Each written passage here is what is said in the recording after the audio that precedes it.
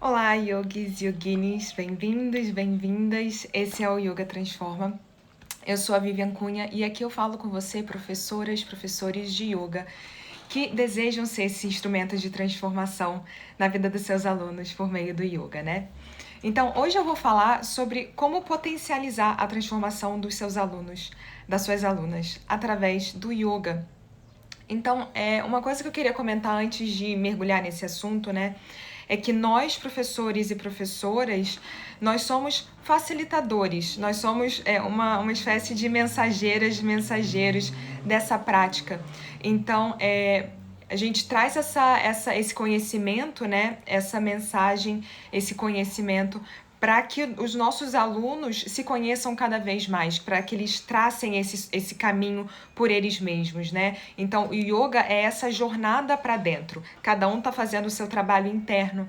Então, nós, professores de yoga, nós somos um suporte, nós somos facilitadores, a gente está ali dando a mão, né, para os nossos alunos, ao lado deles, indicando a direção quando parece que não está muito claro, né, quando não fica muito nítido para onde ir, nós estamos ali dando suporte, facilitando, sendo guias, né, nessa jornada. Então, nós somos mensageiros, só que quem faz o trabalho é cada um de nós, né? O trabalho é interno, é feito por cada um quando decide ter esse comprometimento com a prática, quando decide mergulhar nesse universo do yoga. Então, eu queria fazer essa observação antes da gente falar, né, sobre como potencializar a transformação dos seus alunos. Nosso trabalho, nosso papel é de facilitar, é de sermos guias dessa jornada, né? Então, o que significa transformar os alunos através do yoga? Bom, essa jornada do yoga é uma jornada muito transformadora, né? Uma jornada muito profunda de autoconhecimento. Então, algumas das transformações que vão se revelando, né? Que vão se mostrando ao longo do tempo com compromisso com essa prática primeiramente, né, o autoconhecimento, é se conhecer mais. Então, a gente começa a perceber que nossos alunos estão sendo transformados quando o yoga está fazendo as pessoas atingirem camadas mais profundas de si, camadas mais profundas do seu próprio ser, né? Uma maior compreensão rumo a uma verdadeira e profunda liberdade de ser quem se é, né? E de cada vez mais compreender como tudo funciona, principalmente a mente, né? Como funciona a realidade, o que é real, o que não é real, para que a gente tenha de fato o livre-arbítrio, né? E não age de acordo com nossos condicionamentos, com toda aquela carga kármica que a gente vai acumulando. Então é esse caminho profundo de autoconhecimento, né? E de desfrutar cada passo desse caminho rumo a essa profunda liberdade, né? Essa profunda independência. Então, como exemplo, né? Como que a gente pode fazer isso na prática? Nos próprios asanas, a gente pode convidar nossos alunos a observarem a mente, né? Esse momento da prática é muito um laboratório ok, como é que eu reajo em situações difíceis, como é que eu reajo em movimentos que eu tenho que relaxar, como é que a mente responde em diversas situações, né? Então, esse observar a mente é uma ferramenta incrível para o autoconhecimento. Por exemplo, a gente está numa postura mais desafiadora, convido os alunos a perceberem, né, como que a mente está operando naquela situação. Se a mente reage, se fica com raiva, se quer xingar, se quer desistir, se tudo bem, respira e fica. Então, isso tudo traz um leque de ferramentas muito rico para a gente se compreender cada vez mais, né? E até no relaxamento, eu estou falando um exemplo de posturas mais desafiadoras para situações, né, essa analogia de situações mais desafiadoras na vida, mas até o relaxamento, o Shavasana, por exemplo, né, a última postura de relaxamento, tem muitas pessoas que têm dificuldade de relaxar, dificuldade de ficarem lá estáveis, de manter o corpo permanente por alguns minutos em alguma postura. Então, convidar as pessoas a observarem, né, os alunos a observarem como a mente responde a essas situações. Por que existe essa dificuldade em pausar por alguns minutinhos? Talvez porque a vida seja muito ocupada e está sempre em movimento e parar seja uma dificuldade mesmo que a pessoa enfrenta. Então, de observar esses caminhos mentais, esses padrões mentais que a gente está acostumado a traçar, vira tão natural para a gente que deixa de ser um problema, né? Não está no âmbito do consciente para a gente trabalhar. Então, é cada vez mais iluminar todas essas questões para a gente trazer para a consciência, para ser algo que a gente escolhe, né? A gente escolhe como agir para que a gente não seja governado por essas questões que estão lá no escurinho, né? Que a gente não tem muito acesso. Então, a prática de asanas, a prática de yoga, né, que a gente vê lá no tapetinho, é um instrumento incrível para esse mergulho profundo em si, para ir desvendando a mente, né, para ir percebendo como que a minha mente reage. Então, essa transformação, né, transformar os alunos, é muito trazer esse convite e ir guiando os nossos alunos nesse caminho de se conhecer cada vez mais, né? E nesse caminho, a gente vai entrando, nesse caminho de desvendar a mente, a gente vai entrando em contato com a unidade e gradativamente vai diluindo esse senso de separação, né? Por exemplo, né, pensar em si como o centro de tudo. Tudo tem que estar servindo a mim. Isso é uma ideia ilusória, né? Que muitas vezes a gente cria, o ego vai tomando conta e a gente esquece que a gente é parte de uma unidade, que existe uma união de tudo, todos os seres, o planeta, o universo, os animais, tudo está em conexão, né? Tudo é uma unidade. Então, entrar em contato com essa unidade é muito importante e é um indício, né, de transformação, digamos assim. Retomar esse senso de unidade. Então, bom dia. Retomar esse senso de unidade, né? Então, a prática de yoga, como uma prática transformadora, traz mergulhos mais profundos nessa jornada de autoconhecimento. E, além disso, até uma base, né, que está dentro disso, né, não é nem além disso, incluindo esse caminho de autoaceitação. Então, autoconhecimento é muito a gente ir observando quem somos realmente e aceitando profundamente cada parte de nós, né? Em vez de ir lutando contra a nossa natureza, é a gente acolhendo e ir transformando o que a gente gostaria de transformar para cada vez mais se ver livre dos padrões, dos medos, de tudo que está lá governando por trás dos panos a nossa mente. Então, é um caminho de profunda aceitação, mais até do que, eu quero ser assim, eu quero ser uma pessoa assim, assada, evoluída. Esse caminho de evolução é justamente um caminho para dentro, né? De ir desvendando e ter mais conhecimento de si. Então, é um profundo caminho de autoaceitação. Então, isso é um outro indício de transformação. É a gente se aceitar profundamente como a gente é. Quanto mais a gente se conhece mais profundamente, mais a gente se aceita. Então, esse caminho da autoaceitação é muito importante, né? E é um indício muito grande desse caminho de potencializar a transformação. E cada vez mais ir cultivando uma tranquilidade maior para lidar com os obstáculos da vida, né? Mais equanimidade. É claro que vai ter momentos que vão ser muito difíceis, né? A gente está passando por um momento muito difícil, que vem medo, que vem frustração, que vem decepção, vem muitos sentimentos que a gente tem que lidar. Então, é justamente a gente lidar com esses sentimentos, né? Não é a gente jogar dentro de uma caixinha e falar, não quero sentir isso agora. É a gente olhar muito, encarar esses sentimentos, né? E se permitir sentir isso tudo, para que a gente possa se compreender cada vez mais, né? Então, tudo bem sentir isso tudo, né?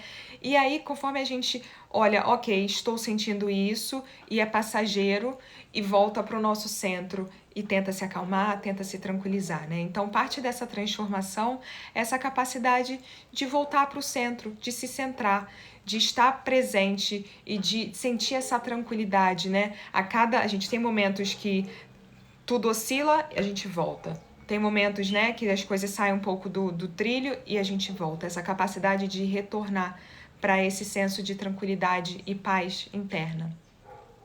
E também com essa transformação vem essa questão de contribuir cada vez mais, né, com o mundo. Nós, em vez da gente prejudicar, em vez da gente não sermos bons, digamos assim, né, no sentido de contribuir, a gente evita prejudicar qualquer situação, qualquer ser no mundo e cada vez mais colaborar e contribuir. Então é importante que a gente traga essa contribuição para as pessoas ao nosso redor, para o planeta, para a natureza, para que a gente flua a favor disso tudo, né, em vez de contra. Então isso é outro aspecto também dessa transformação, de contribuição com tudo, com todos, né? E evitar prejudicar qualquer ser. Então, outro ponto também é a gente, por conta de estar nesse caminho, né? Nesse caminho de autoconhecimento, de autoaceitação, é a gente ser capaz de ser uma boa companhia para si, né? Estar bem na própria companhia. Porque se a gente evita estar na nossa companhia, estar sozinho, sozinha, é porque a gente não está querendo lidar com a nossa mente, com as nossas emoções, com as sensações. Então, quando a gente está nesse caminho de autoconhecimento, é importante que a gente se torne, né, uma boa companhia, de desfrutar da solitude. E porque isso faz parte também desse caminho, né, de se conhecer, de observar a mente. A mente quer fugir, a mente quer se manter distraída com outras companhias, enfim, com atividades que vão distraindo a gente, né? Então, estar em boa companhia consigo mesmo é outro indício de que essa transformação está se dando, né? E uma grande chave disso tudo é que nesse caminho a mente vai cada vez mais se tornando uma amiga, se tornando uma aliada. Então, cada vez mais tem esse conforto de ser quem se é e não mais um obstáculo, né? E não mais a mente como esse obstáculo, essa barreira que aparece o medo e trava, aparece uma insegurança, trava, aparece um vício e dá 2 passos para trás. Então, cada vez mais a mente sendo esse instrumento de libertação, né? Então, a prática, ela traz esse suporte para a gente cada vez mais lidar com os nossos medos, com os nossos vícios, com nossos padrões. Então, segundo Patanjali, né, lá nos Yoga Shastras, ele diz que o medo está como um grande obstáculo, né? Os kleshas, os 5 obstáculos para a gente evoluir, para a gente viver uma vida de yoga, né? Então, o 5º klesha, que é Abhinivesha, é o medo da morte. Então, esse é um dos grandes obstáculos para que a gente desfrute de uma vida plena. Justamente por a gente, esse medo, né, Abhinivesha, justamente por a gente não reconhecer a nossa verdadeira essência, que é uma natureza imortal, é uma natureza divina, a gente vai cultivando, né, e alimentando esse medo que se mostra como um obstáculo na nossa evolução, né? E o medo da morte é o pai dos medos, né? Esse apego muito grande vai gerando esses medos que a gente cultiva na vida também, né? Tudo isso por conta desse medo de morrer. Então, quando a gente entende que a nossa real natureza é imortal e divina, os medos vão se diluindo, né? Então, essa questão da gente encarar a mente, como a nossa mente vai colocando obstáculos, né, para a gente viver plenamente, é uma grande forma da gente se transformar a partir do yoga, né? E cada vez mais a gente conhecer a nossa verdadeira essência e entrar em contato, experienciar essa verdadeira essência, que é a nossa natureza imortal e divina. Então, reconhecer os obstáculos da nossa mente para que ela seja um instrumento de libertação, né? Quando a gente reconhece as nossas sombras, a gente vai compreendendo melhor a nossa luz e a nossa pura e verdadeira essência, né? Então, essa jornada é um caminho constante, né? E entrar, né? A gente conseguir trazer nossos alunos para esse caminho é um grande indício de potência de transformação. Então, todos esses aspectos que eu falei mostram como essa transformação acontece, como essa transformação se dá, né? Então, é muito incrível observar isso tudo florescer. Então, além dessas transformações que eu falei, que são as mais profundas, tem as transformações que eu diria que vêm como um brinde, né? Que vêm como uma consequência. Que são transformações importantes, sim, mas se a gente compara essas transformações com as que eu falei anteriormente, essas se tornam um pouco mais superficiais, digamos assim, né? Não que não sejam importantes, mas um pouco mais superficiais. Como, por exemplo, né? O fortalecimento muscular, aumento da flexibilidade, diminuir estresse, diminuir insônia, né? Dores no corpo. a gente aprender a respirar, né? E respirar melhor. Muitas vezes a gente respira sem utilizar a grande parte da nossa capacidade pulmonar. Então, respirar, saber respirar é muito importante, né? E, enfim, pode amenizar ansiedade, depressão, melhora na concentração. Então, o yoga tem diversos benefícios. Além do objetivo, né, último do yoga, que é muito conectado a tudo que eu falei antes, em relação ao autoconhecimento, a gente tem esses benefícios que são mais rápidos, digamos assim, né? Que são mais palpáveis, a gente vê o resultado disso com mais facilidade. Então, além disso, a gente consegue ver nos nossos alunos, quando eles estão nesse caminho da transformação, tudo isso florescendo, todos esses aspectos, né? E como que a gente pode, enquanto professor, professora, potencializar essa transformação? Então, o primeiro passo, que eu diria assim, o mais importante, que é até um pré-requisito, né? Pré-requisito antes da gente começar é a gente fazer o nosso trabalho interno, é a gente optar, escolher e se comprometer com esse mergulho em se conhecer, né? Em se conectar com a nossa verdadeira essência e desvendando os mistérios da nossa própria mente. É assim, um fator importantíssimo porque é a chave, né? É a chave de tudo isso. Como é que a gente vai compartilhar algo que a gente ainda não compreendeu a partir da nossa sabedoria? E essa sabedoria vem a partir da experiência. Então, é um pré-requisito a gente escolher viver isso no nosso íntimo, no nosso interno, no nosso interior, na nossa vida. Porque esse caminho de autoconhecimento, né, é a chave disso tudo. A gente conseguir incorporar isso na nossa vida digamos que é o alicerce, é a base para que ela esteja firme para a gente poder distribuir isso para outras pessoas, né? Ser facilitadores disso e guiar outros nessa jornada. Então a gente precisa de uma base firme para isso. Então a gente está fazendo o nosso trabalho interno é essencial, né? É esse pré-requisito.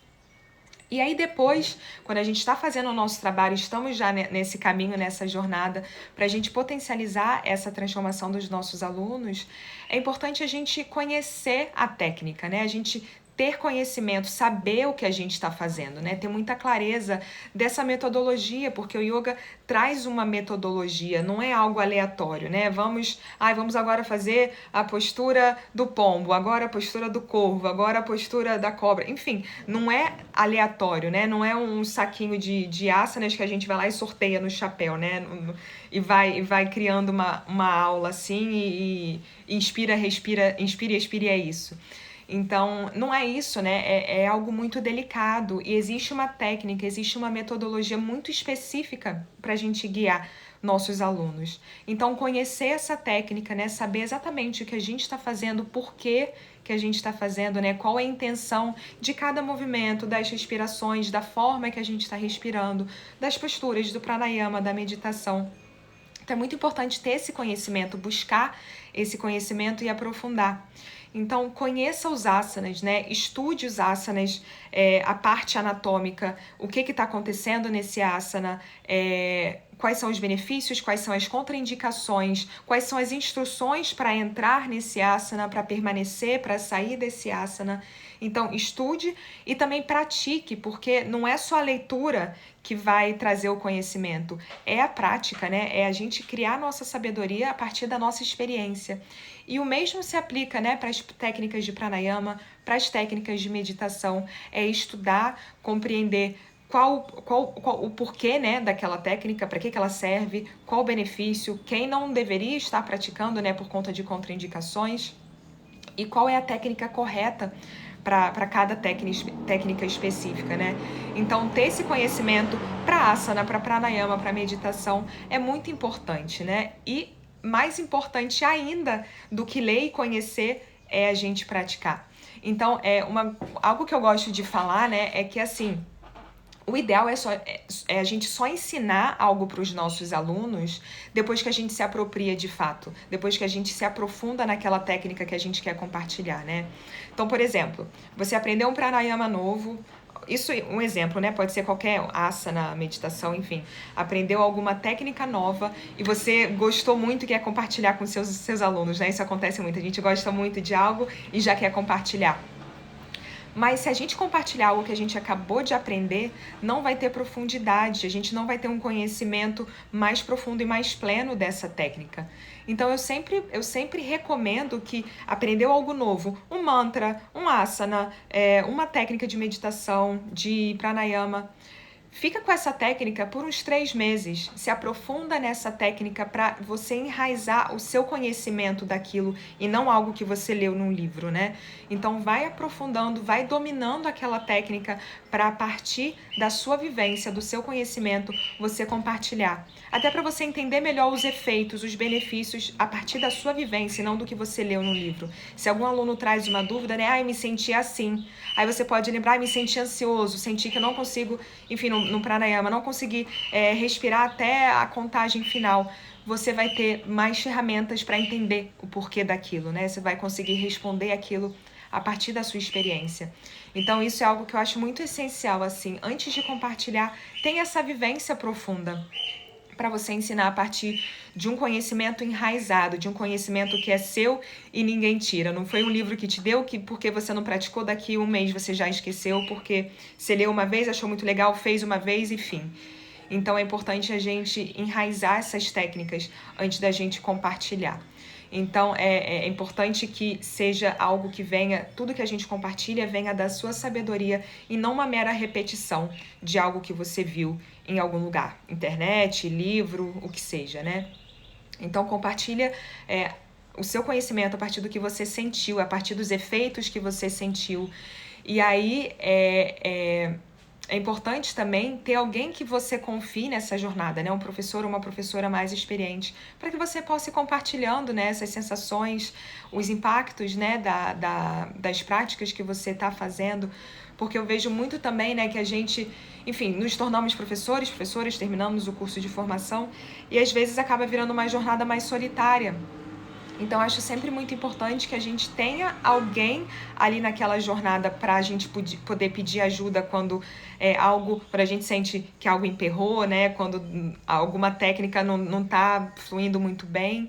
Porque a gente nunca deixa de estudar, né? A gente nunca deixa de ser aluno, somos eternamente alunos, por mais que a gente esteja dando aula há X anos, 1 ano, 5, 15, 30 anos. É sempre legal a gente ter alguém que já passou por essa jornada, tá ali na frente e pode nos ajudar em diversas questões.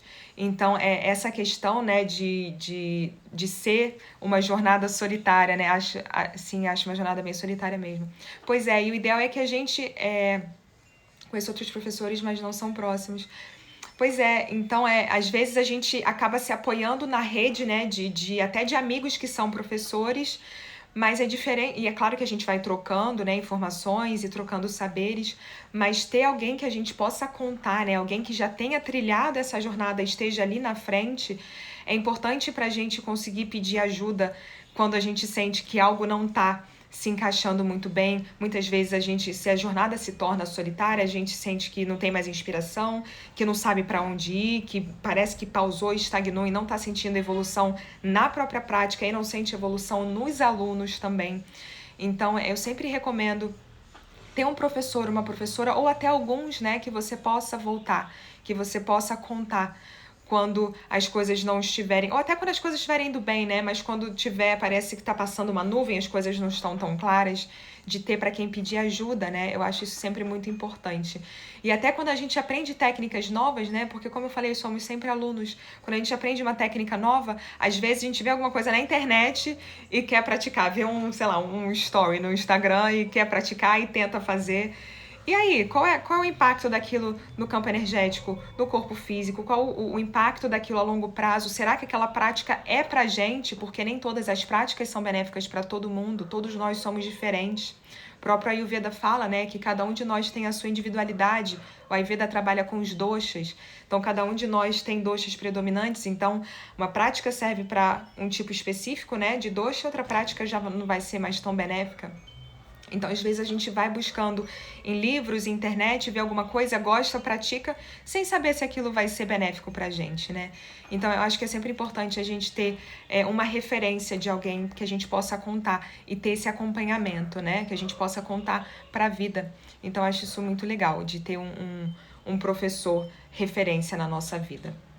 Até porque quando a gente está guiando práticas, né, a gente assume uma responsabilidade. Eu sempre gosto de falar isso, né, que é bom a gente refletir sobre isso, principalmente quando a gente sente que não sabe o que fazer, ou não está muito inspirado, ou as coisas não estão saindo como a gente gostaria, né? De lembrar que é uma responsabilidade muito grande que a gente abraça, né, quando a gente escolhe ser professor, professora de yoga. Quando a gente está guiando práticas, a gente está lidando com corpos, com mentes, com energias, com prana, com energia vital. Então, é importante que a gente ofereça uma prática que seja segura em todos os aspectos possíveis, né? Para a gente não causar nenhum desequilíbrio nos nossos alunos, seja mental, seja energético, seja físico. Então, a gente quer manter o corpo dos nossos alunos seguro, a mente, trabalhar com a mente, trabalhar com o prana. Então é importante que a gente saiba o que a gente está fazendo, né? A gente se dedicar, a nossa prática é muito importante, a estudar e a praticar para a gente cada vez mais ir buscando profundidade. Então a profundidade é muito importante para não ficar no superficial, né? Se a gente conhece uma prática e pratica uma semana e vai para outra, daí troca, a profundidade não chega, né? A gente vai ficando... Aí parece que a gente tá andando em círculos, porque não aprofunda. E aí ter essa presença, né, de um professor mais experiente pode ser muito legal para ajudar na profundidade, para a gente não ficar andando em círculos, né? Então é muito importante a gente ter esse conhecimento para que a gente assuma e abrace e consiga manter essa responsabilidade que a gente tem quando a gente está ensinando, compartilhando a prática com os nossos alunos, né? E nessa jornada Então, falei muito sobre como potencializar a transformação dos nossos alunos. Falei sobre a importância da nossa prática, essa base firme que torna isso tudo, né, inabalável.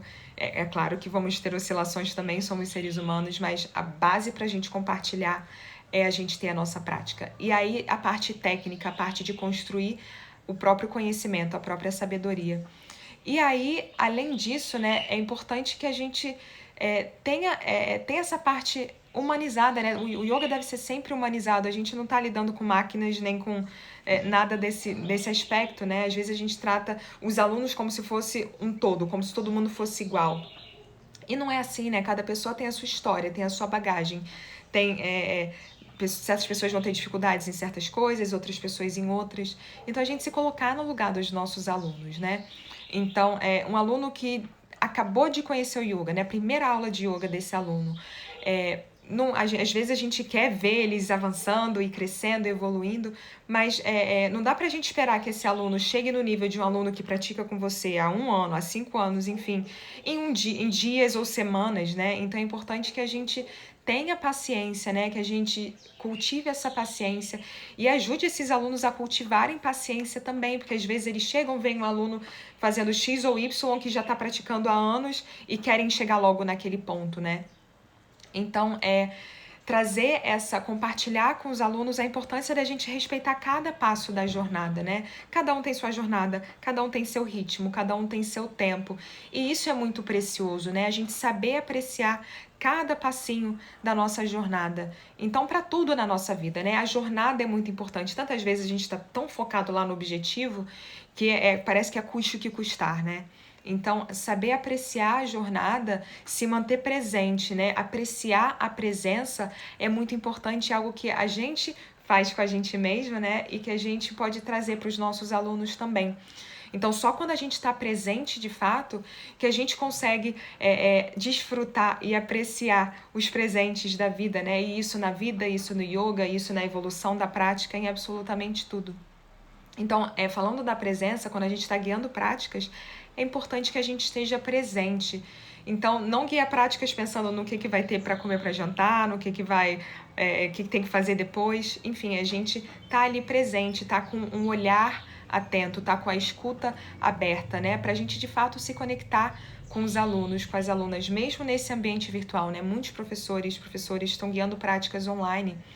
Então, mesmo nessa virtualidade, a gente consegue se conectar com os alunos também.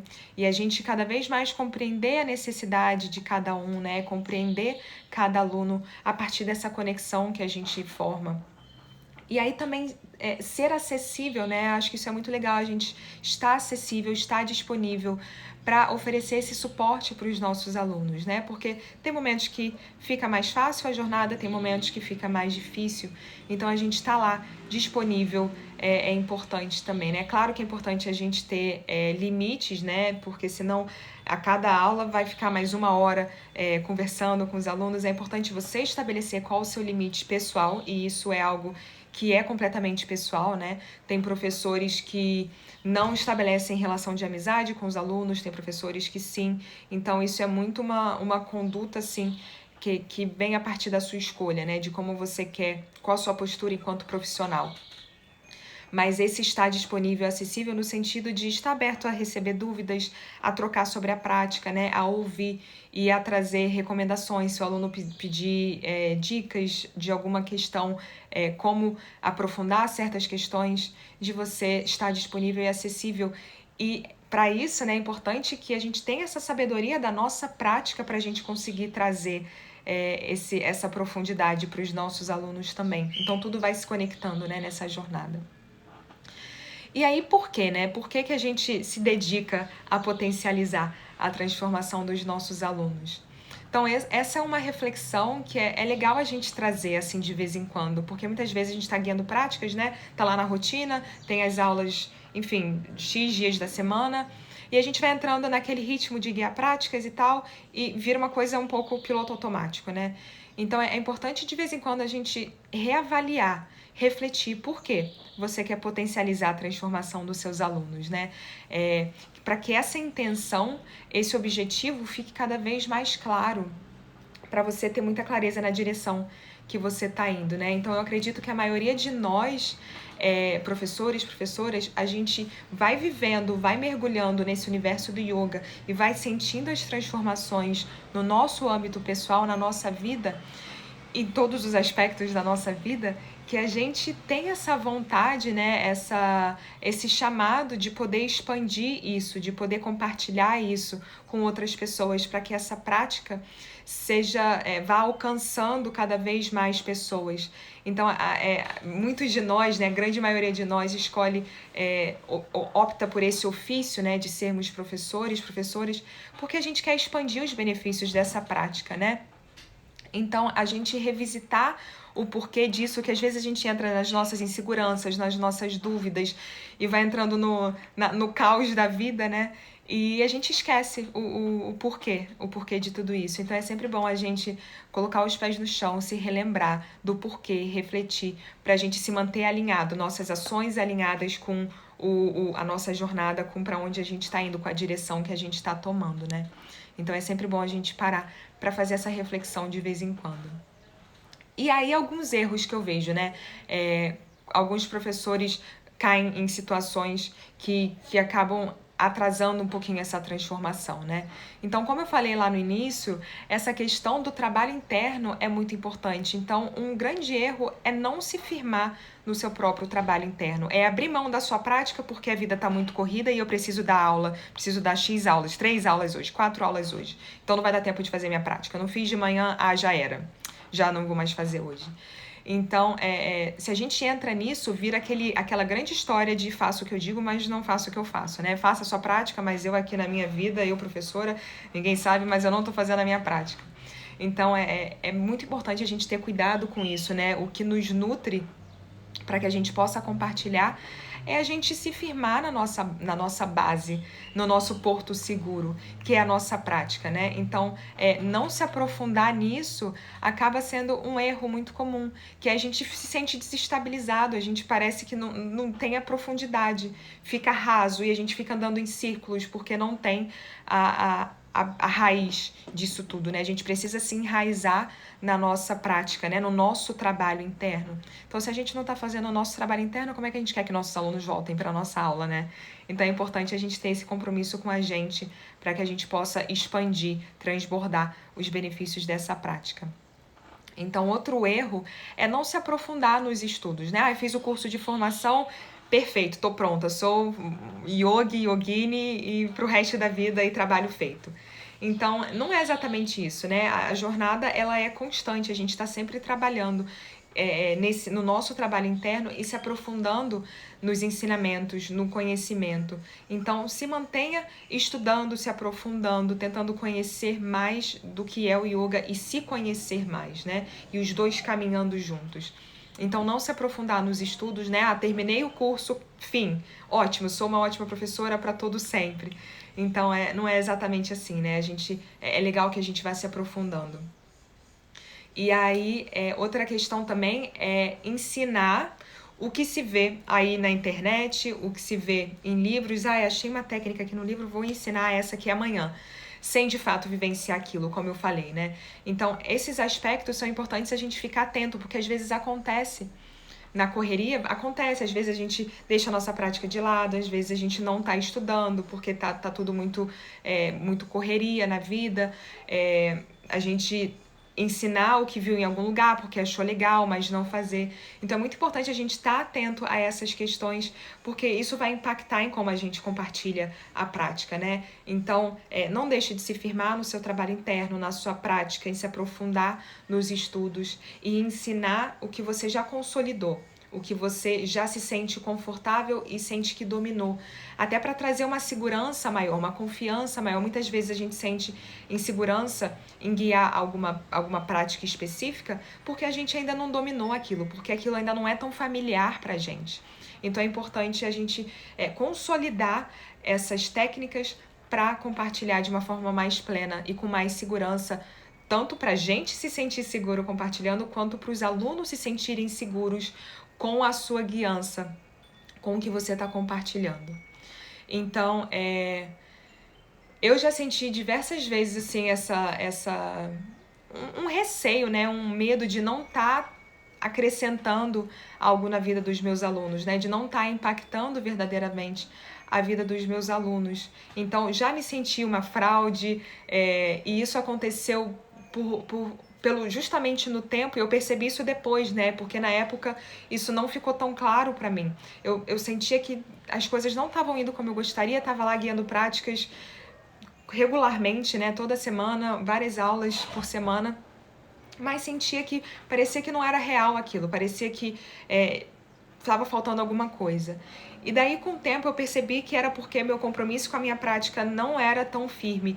Eu praticava um dia, aí o outro, não, eu preciso dar aula hoje 6:30 da manhã, então hoje eu não vou fazer minha prática. Aí no dia seguinte eu fazia. Aí ficava 2 dias sem fazer minha prática, e aí depois eu voltava. Então, a minha prática, eu abria mão dela com uma certa facilidade porque eu priorizava outras questões. E justamente isso me fazia me sentir, exatamente, síndrome da impostora. Mas, e justamente pelo fato de não estar comprometida o suficiente, né? Acho que a questão da síndrome da impostora talvez venha até da questão da insegurança, né? Mas quando a gente está fazendo o nosso trabalho, quando a gente está lá todo dia no nosso compromisso, na nossa dedicação com a gente, isso vai se transformando, né? Porque se a gente não tem a nossa prática, a gente fica sem o nosso porto seguro. Então é como se a gente estivesse lá à deriva, né? E tendo que ser o porto seguro para os nossos alunos. Como que a gente faz isso? Vai ser conflituoso. Algum momento, algo parece que racha. Então, se a gente está lá à deriva, tentando segurar a boia de todo mundo, isso não vai se sustentar por muito tempo, né? Então, quando eu consegui ultrapassar essa dificuldade que eu tinha de manter a minha prática firme e inegociável, quando eu ultrapassei esse momento que eu percebi, era isso que estava gerando essa sensação de desconforto, de insegurança, de me sentir uma fraude, porque eu negociava o meu trabalho interno por conta de estar ali facilitando o dos outros alunos.